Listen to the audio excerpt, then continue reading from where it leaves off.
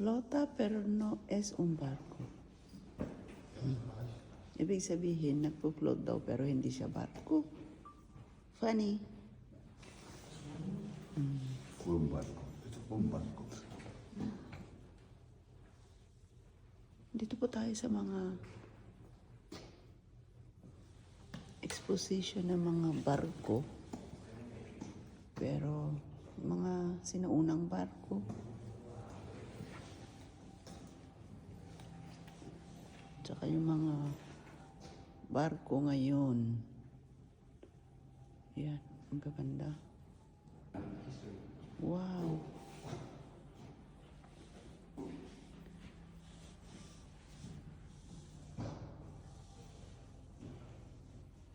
Ganda. Juan Sebastián Elcano está aquí, ¿vale? Alam niyo, itong barkong ito, as of now, andito si Prinsesa Leonora. Mag-stay siya dito. Dito sa barkong ito sa laot ng 6 months. Mag-aaral siya. So, ito po yung barkong yun.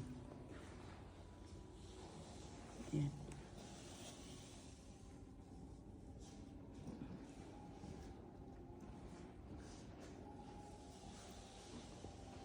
Prinsesa Leonora ng Spain, yung anak ni King Felipe of Spain.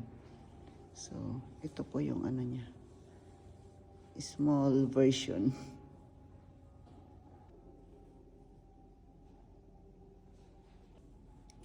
Ito naman ang barkong pampasahero. Trans-Mediterranean.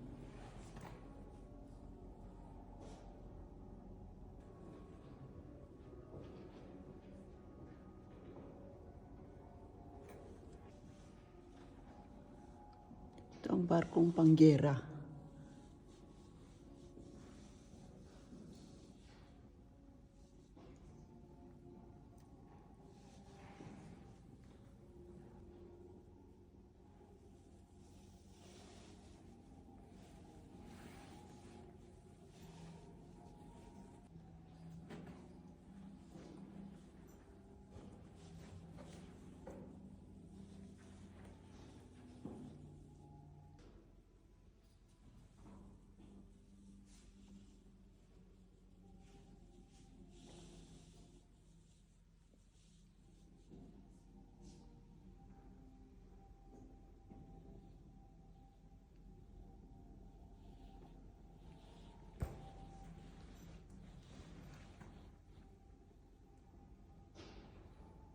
Yung mga kagaya kung di nakakasakay ng mga ganitong tipo ng barko o balsa o anong tawag dito.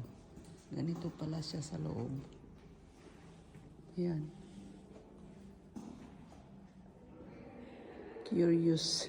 Curiosity. Diba?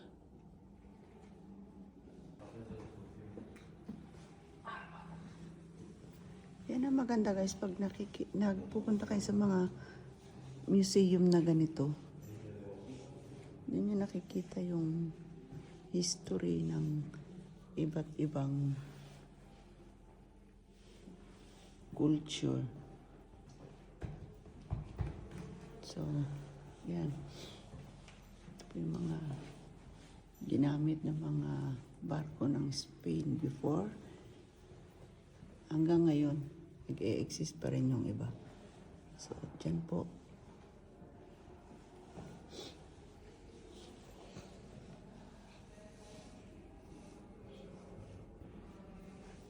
Yung mga mahihilig sa barko dyan.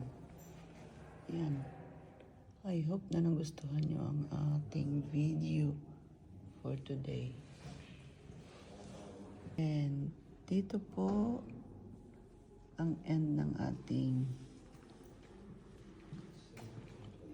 different types of barko.